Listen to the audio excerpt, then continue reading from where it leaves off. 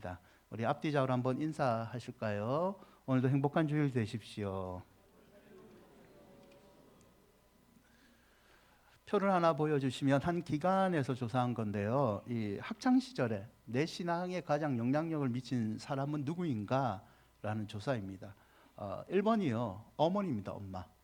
어머니의 신앙 영향을 가장 많이 받았다가 54%이죠. 그 다음이 아버지, 그리고 교육자, 친구 등등이 내가 자라는 성장기에 신앙에 가장 영향력을 많이 줬다라고 나타납니다. 현재 성도로서 신앙적 삶의 정체성에 영향을 많이 받은 것은 이라고 물었을 때는요, 이 크리스찬 가정에서 태어나고 자란 것이 66%입니다. 특별히 부모님이 개신교일 게 이 천주교를 포함한 통계인데요. 개신교일 경우는 76%가 내 신앙의 대부분은 이 부모님 크리스찬 가정에서 자랐기 때문에 영향력을 받았다라고 얘기를 합니다. 어린 시절에 신앙적 가정 환경이 중요함을 알 수 있는 지표이죠. 또 다른 표를 보여주시면, 그러면 신앙으로 자녀들을 양육하는데 걸림돌이 뭐냐? 라고 묻는 질문인데요. 1등이 부모인 내가 신앙이 확고하지 않아서입니다. 부모인 내가 믿음이 약해서, 부모인 내가 성경을 잘 몰라서, 부모인 내가 기도를 잘 못해서 아이들을 어떻게 양육할지 모르겠다는 답변이 제일 많이 나타나죠. 그리고 그 다음엔 시간이 없어서, 자녀들 학업이 우선이서 등등으로 나타납니다. 이 통계를 보시면요, 부모 요인과 자녀 요인이 35%, 29%입니다. 결국 우리가 신앙생활을 하는데 가장 중요한 것이 가정이라는 것을 알 수 있습니다. 교회에서 예배드리는 것도 중요하지만 더불어서 하나님이 친히 세우신 이 거룩한 공동체인 가정에서의 믿음 생활이 중요하다는 것을 알 수 있죠. 에베소서 6장 4절을 보면요, 또 아비들아 너희 자녀를 노엽게 하지 말고 오직 주의 교훈과 훈계로 양육하라는 말씀이 있어요. 자녀들을 사랑으로 대하고 내 감정에 치우치는 것이 아니라 자녀들을 사랑으로 대하는 것은 물론 맞는 말인데, 성도는 거기서 더 나아가 주의 말씀과 주의 말씀으로 양육함이 중요함을 얘기하고 있죠. 그러면 어떻게 우리가 주의 자녀들을 주의 말씀으로 양육할 수 있을까요? 그러기 위해서는요, 부모가 먼저 하나님의 거룩한 백성이 되어야 된다. 즉 부모가 먼저 하나님을 경외하고 그 경외하는 모습을 자녀들에게 가르쳐야지 가정이 주 안에서 올바로 설 수 있음을 성경은 자주자주 강조합니다. 창세기 28장 13절과 14절에 보면요, 하나님께서 이 축복을 하실 때 이런 말씀을 하세요. 나는 여호와인데 나는 너의 할아버지 아브라함의 하나님이고 아버지 이삭의 하나님이다 라는 표현이 있습니다. 내가 누워있는 땅, 야곱이 누워있는 땅에 자손들에게 축복하는데, 축복을 받는 것은 나만 받는 것이 아니라 너의 모든 가족이 축복을 받는다는 말이죠. 그리고 이 말씀을 듣고 있는 사람에게 얘기하기를, 할아버지와 아버지의 믿음이 너에게 이어졌고 너도 너의 자손과 자손과 자손에게 믿음을 이어주는 것, 계승시키는 것이 믿음의 명문 가문의 복을 받는 비결이고 너의 사명이다라고 얘기하는 겁니다. 여러분, 성경은요, 영적인 축복이 당대에 끝난다고 얘기한 적이 없습니다. 성경은 늘 영적인 축복은 대물림되어야 된다라고 얘기를 합니다. 부모라는 것은 믿음의 계승자이고 자녀를 양육하는 것은 믿음 안에 믿음의 전수자를 키우는 것이라고 얘기하고 있죠. 여러분이 주 안에서 복을 받으시기를 축원드립니다. 여러분이 복을 받기 원하는 것은요, 나만 복 받기 원하는 것이 아니라 나와 내 자녀들, 앞으로 태어날 내 자녀의 자녀, 그 밑에 자녀까지 다 복을 받기 원하는 믿음이 있는 거죠. 시편 128편은요, 성경에서 아름다운 가정의 모습을 우리에게 교훈해 주고 있습니다. 크게 두 문단으로 나누는데요, 첫 번째 주제가 이 1절과 4절에서 반복되는데요, 여호와를 경외하며 그의 길을 걷는 자마다 복이 있다라고 얘기합니다. 두 번째 주제는 나머지 2, 3, 5, 6절에서 나타나는데요, 2절을 보시면 이 여호와를 경외하는 것을 행하는 자, 수고하는 것을 먹을 것이라 행하는 자마다 복이 있다. 이 두 가지 주제를 얘기하고 있습니다. 그래서 시편 128편에서는 우리는 하나님 보시기에 아름다운 가정에 두 가지 축복의 조건을 찾을 수 있는데요. 그 하나가 바로 아름다운 수고가 있는 가정입니다. 하나님이 축복하시는 아름다운 가정은 모든 식구들이 일하는 대로, 행하는 대로 복을 받는 수고의 보람이 있는 가정이라는 거죠. 2절을 다시 보시면 내가 내 손이 수고한 대로 먹을 것이라 라는 표현이 있죠. 하나님께서 수고한 대로 거둬들이는 수입뿐만 아니라 가정의 지출까지 지켜주시는 손에 수고한 열매가 그대로 우리 삶의 축복으로 나타나는 복을 얘기하고 있습니다. 여러분, 이 말씀을 잘 이해하기 위해서는요, 반대의 경우의 말씀을 좀 볼 필요가 있는데요. 학개서의 말씀을 보면 학개서 1장 6절에 이런 말씀이 있어요. 너희가 만일 뿌릴지라도 수확이 적으며 먹을지라도 배부르지 못하며 마실지라도 흡족하지 못하며 입어도 따뜻하지 못하며 일꾼이 싹을 받아도 그것을 구멍 뚫어진 전대에 넣음이 되느니라. 무엇을 말하는지 아시겠죠? 우리 그 젊은이들 얘기하잖아요. 월급 받는 날이 너무 기다리신대요. 근데 월급 들어가면 그게 이 몇 분의 기쁨을 주느냐에 따라서 자기의 능력을 증명한다고 하잖아요. 대부분의 사람들은 3분의 기쁨만 누리는 거 아시죠? 월급이 회사로부터 이체됐습니다. 3분 안에 다다다다 띵띵띵띵띵띵띵 다 빠져나가고 내 통장에는 1,000원만 남았습니다. 근데 능력 있는 사람들은 그게 좀 길게 가죠. 안에 저장이 모아놓은 돈이 많으니까. 여러분, 학개서 1장 6절을 보시면요, 행복한 가정에 관해서 정의를 할 때 수입이 많다고 좋은 가정이라고 얘기하지 않습니다. 내가 주식을 해서 몇 배의 수입률을 올렸다, 그게 행복한 가정의 조건이라고 얘기하지 않습니다. 내가 아무리 많이 벌어들여도 구멍난 전대에 돈이 넣은 것 같이 이 돈이 새어나가면 그거는 행복한 가정이 아니라는 거죠. 여러분, 제가 부목을 사역할 때 제가 이 전도부의 담당 목사가 됐을 때 전도부는 사회구제 사업을 같이 맡는 이 보직이었어요. 그 중에서 지금은 많이 재개발이 되었는데요. 양천구에 가면 신월동이라는 지역이 있습니다. 신월동 지역에 신정내거리와 가까운 신월동 지역이 있어요. 지금은 뉴타운이 형성이 되는데요. 뉴타운이 형성되기 전에 그 언덕에 빽빽하게 쌓여 있는 주택들을 방문을 해요. 그러면 구청이나 동과 이 협업한 사역을 하는데요. 이 국가에서 도와주는데 조금 손길이 미치지 못하는 가정들을 방문을 합니다. 그 국가에서 이렇게 도움을 받아야 하는데 못 받는 조건이 뭐냐면 가정을 방문해 보면 알 수 있습니다. 집에 진짜 수입이 없어요. 단칸방 안에 여러 5, 6 식구들이 사는데 서류상으로는 자녀가 있고 어떤 정도 양육할 조건이 되기 때문에 국가 지원금이 들어가지 않는 거예요. 그래서 그분들을 위해서 매주 반찬을 해드리고 그 절기마다 그리고 행사가 있을 때마다 섬겨드리는 그런 사역을 했죠. 여러분, 그 가정을 방문할 때보다 안타까운 건요, 대부분의 가정들이 조선 가정입니다. 조선 가정. 조선 가정 아시죠? 할머니 할아버지가 손자를 키우는 가정, 손녀를 키우는 가정. 그러면 어르신들은요, 방문하는 우리 집사님들, 권사님들 보면서 너무 좋아하시죠. 좋아하면서 자기 인생을 하소연합니다. 자기는 나름대로 인생을 열심히 살았대요. 노회관에서도 연금도 들어놓고 다 마련을 했대요.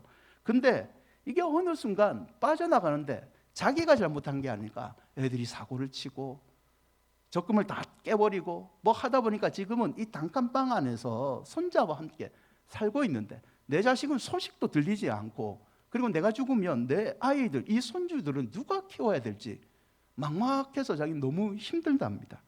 돈을 벌기 위해서 노력하고 노력했는데 재물은 쌓이지 않고 행복은 찾아오지 않는 거죠. 사랑하는 여러분, 여러분의 수고한 대로 복을 받으시기를 축원드립니다.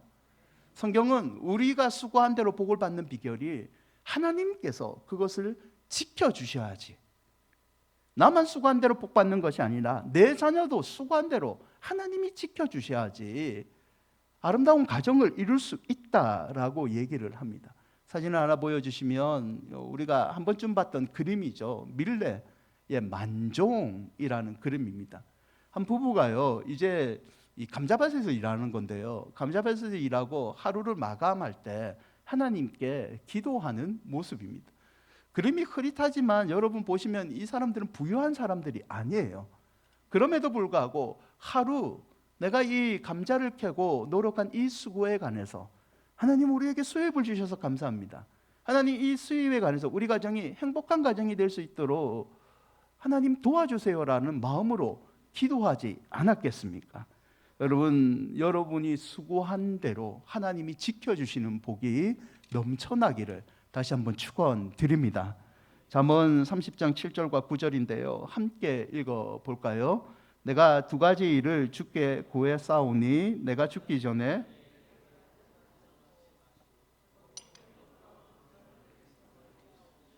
나를 가난하게도 마옵시고 부하게도 마옵시고 오직 필요한 양식으로 나를 먹이시옵소서. 혹 내가 배불러서 하나님을 모른다 여호와가 누구냐 할까 하오며 혹 내가 가난하여 도둑질하고 내 하나님의 이름을 욕되게 할까 두려워함. 한번 말씀드렸나요? 저는 이 기도를 고2 때부터 했던 것 같아요. 한 선교 대회 갔다가 가르쳐 주신 선교사님이 이 기도를 해래요. 앞으로 나는 목회자의 길을 가르치니까 이 수입에 관해서는 이 어떻게 내가 할 수 없는 영역들이 있지 않습니까? 하나님께 기도했죠. 하나님, 내 부모님들의 노후를 내가 잘 도와줄 수는 없을 것 같습니다. 이 돈을 많이 버는 그런 쪽으로 가는 사람도 아니니까 하나님, 내 부모와 내 가족들이 가난하게도 마옵시고 부하게도 마십시오. 그런 기도를 드렸던 것 같아요. 그래서 하나님께서 지금까지도 제 부모와 저를 가난하게도 않고 부하지도 않고 늘 하나님만 의지하는 길로 지켜주셨던 것 같아요. 그런데 최근에 이 기도에 또 하나의 기도가 들어갔습니다.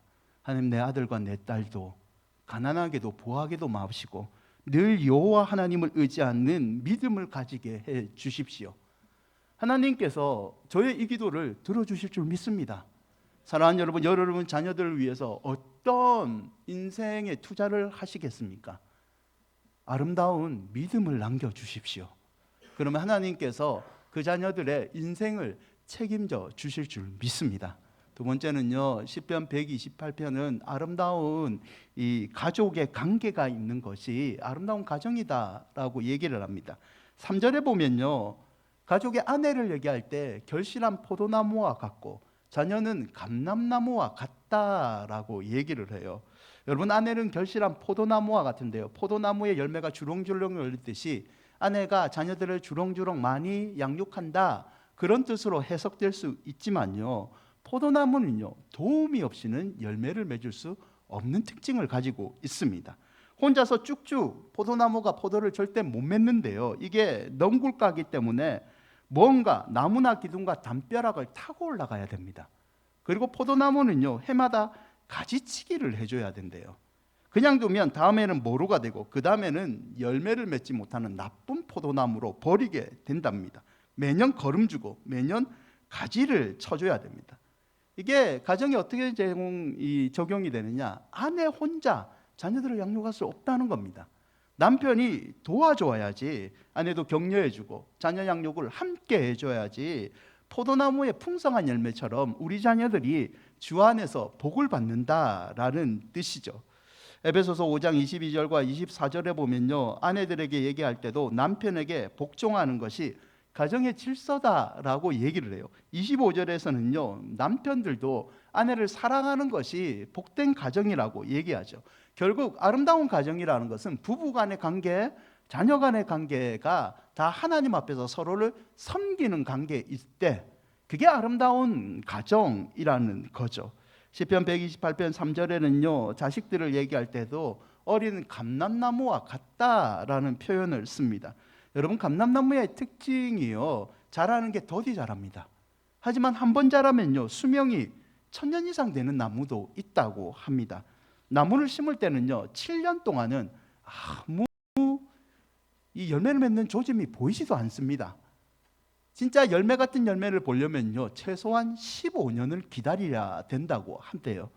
그러면 15년이 지나면요 튼튼한 뿌리를 내기 때문에 수명이 100년, 200년, 그리고 수백 년까지 살 수 있는 나무가 감람나무랍니다. 그리고 감람나무는요 이 비옥한 땅에서는 자라지 못한답니다. 척박한 땅에서 자란답니다. 척박한 땅에서 바위도 있고 거친 땅에서 튼튼하게 뿌리를 내리는 게 감람나무의 특징이라고 합니다. 여러분, 이 감람나무의 특징을 제가 잠깐 설명했는데요, 이게 자녀 양육과 비슷하지 않습니까? 여러분이 자녀들에게 8살이 된 자녀에게 어느 날 탁 불러놓고 무릎을 꿇어라. 이제부터 너 8살이다. 아빠가 더 이상 너를 양육할 필요가 없을 것 같다. 여기 GS 편의점에 알바 자리를 아빠가 마련했다. 가서 돈을 벌어서 이제 아빠를 섬겨다오, 양육해다오. 이런 말을 하지 않지 않습니까? 최소한 15년, 요즘은 뭐 30년까지 뭐 자녀 양육을 하시잖아요. 그렇게 기다려야 되는 게 자녀 양육 아닙니까? 그리고 아이들이 키우는 환경이 쉽지 않죠. 돌도 있고 가시도 있죠. 하지만 부모가 믿음으로 계속 양육하면 그 아이가 믿음의 든든한 뿌리를 내려서 하나님 안에서 내가 죽고 천국에 갈지라도 그 아이는 이 땅에서 하나님의 믿음 지키면서 올바르게 살지 않습니까? 에베소서 6장 1절인데요. 함께 읽어볼까요? 자녀들아, 주 안에서 너희 부모에게 순종하라. 이것이, 자녀들에게도 교훈할 때 부모가 너희들만 섬기는 게 아니다. 너희들도 부모를 섬겨야 된다라고 교훈합니다. 순종하라는 것은요, 히포코아오라는 단어를 쓰면서 아래서 부모의 말씀을 잘 경청해라라고 권면하죠. 이전에서는요, 내 아버지 어머니를 공경하라, 공경하라는 티마오라는 단어를 쓰면서요, 어머니와 아버지를 공경하는 것이 세상의 가치 중에서 가장 소중한 가치 중에 하나다라고 권면을 합니다. 출애굽기 20장 12절에서는요, 내 부모를 공경하라, 이때 공경하는 카베드라는 단어를 쓰는데요, 공경하라는 것을 명령어용으로 얘기합니다. 네 부모를 공경하는 것은 너의 선택권이 아니다. 그것은 반드시 네가 해야 될 행동이다라는 말이죠. 여러분, 이때 카베드라는 단어는요, 성경에서 딱 두 대상에게만 씁니다. 부모님 그리고 하나님. 하나님을 섬기듯이 부모를 섬겨라.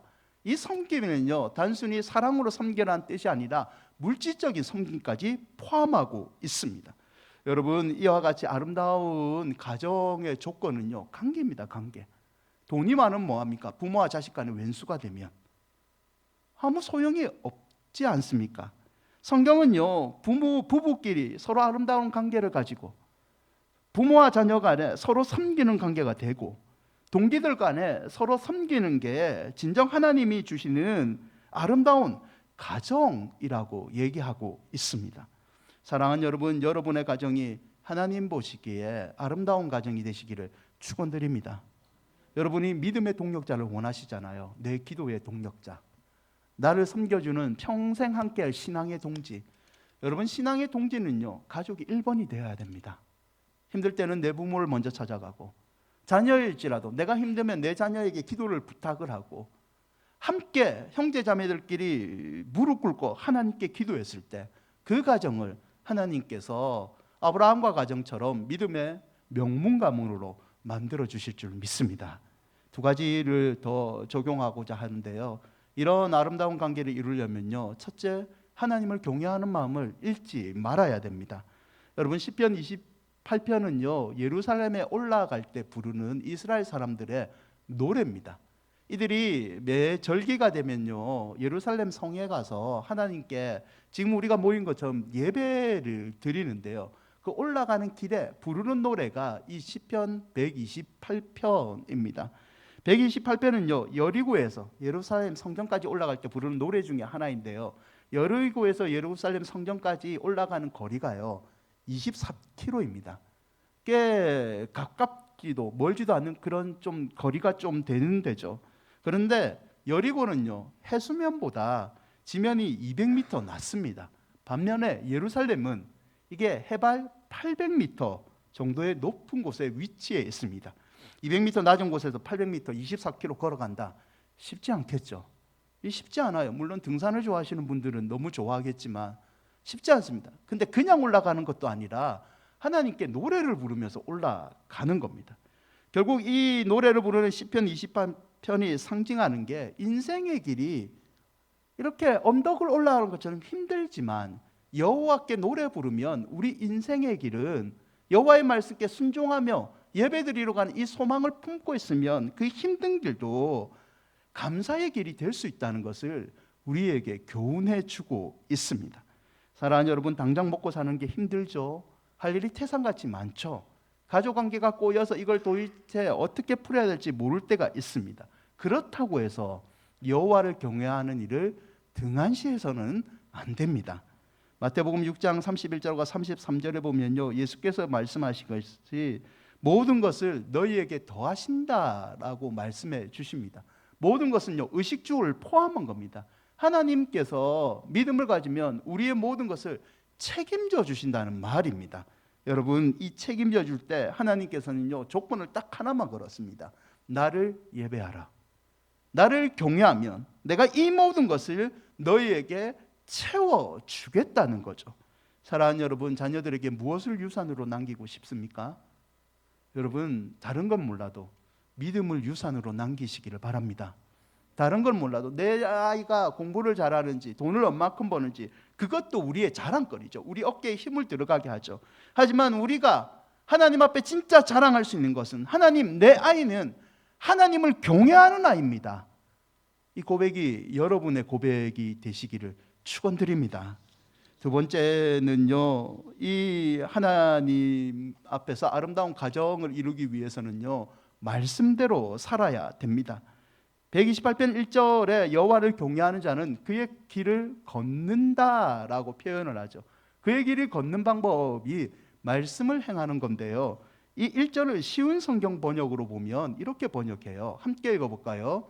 여호와를 공경하고 두려워하는 자는 복 있는 사람입니다. 그분의 말씀대로 사는 자는 복 있는 사람입니다. 말씀대로 순종하는 거죠.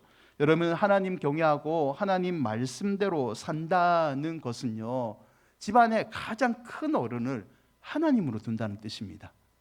내가 어떤 중대사를 결정할 때 아버지로서의 내 의견도 있지만, 어머니로서의 내 인생의 경험도 있지만, 내 자녀가 너무 똑똑하고 사회적 전문가로서 이 자녀의 전문가의 의견도 들을 수 있지만, 어떤 일을 결정할 때는 집안의 가장 큰 어르신 하나님 앞에 엎드려 기도하고 그분의 말씀을 듣겠다라는 뜻입니다. 사랑하는 여러분, 하나님께서 여러분 가정에 늘 함께 하십니까? 하나님을 함께 하기를 원하신다면 그분을 가장 큰 어른으로 대우해 주셔야 돼요. 큰 어른으로 대우하는 게 하나님의 말씀을 가까이 하고, 어떤 일이 있을지라도 하나님께 기도로 묻고 그 결정을 따르는 거죠. 근데 이게 쉽지 않잖아요. 쉽지 않지 않습니까? 저는요, 제가 부목으로 섬겼 때 섬겼던 목사님이 교육자들 모임에서 늘 했던 말이, 자기가 너무 하기 싫은 설교가 있대요. 주일 설교 중에서 자기는 이 설교를 하면 너무 불편하고 외부 강사를 모시고 싶대요. 어떤 주일 설교일까요? 그게 초청장치? 회개기도 시키는 거? 오늘 이 주일입니다. 이 주일.